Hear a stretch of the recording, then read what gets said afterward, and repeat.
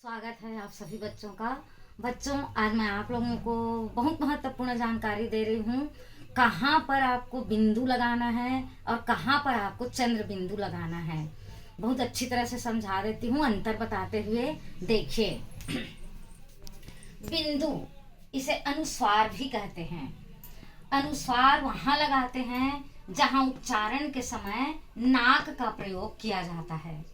जैसे गोंद, उच्चारण करके देखिए, नाक का प्रयोग हो रहा है। चोंच, पेंच, चिंता, पिंजड़ा।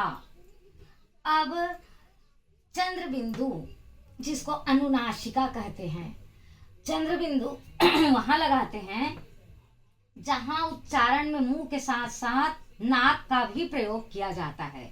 मतलब मुंह से भी हवा निकलेगी और नाक से भी, मुंह नाक दोनों का प्रयोग होता है।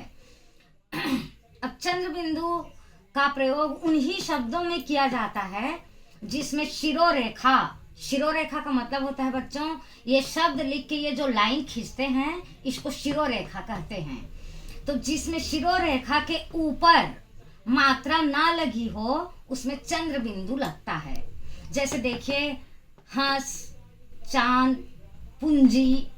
अब ये सब में ऊपर मात्रा नहीं लगी है और शिरोरेखा के ऊपर लगी मात्रा वाले शब्द में बिंदु या अनुस्वार लगाते हैं। अब ये सब में ये लाइन के ऊपर मात्रा लगी हुई है, इसीलिए बिंदु लगा है जिसे अनुस्वार कहते हैं। और कई बार हम लोग क्या करते हैं, शब्द में बिंदु लगाना भूल जाते हैं, जिससे हमारा शब्द का अर्थ पूरी तरह से बदल जाता है। जैसे देखिए, यहाँ पर बिंदु है, गोंद। अगर हम बिंदु लगाना भूल गए तो ये क्या हो जाएगा, गोद।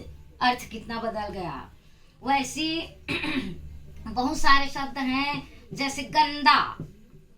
अगर हम बिंदु लगाना भूल जाएंगे तो क्या शब्द बन जाएगा, गदा।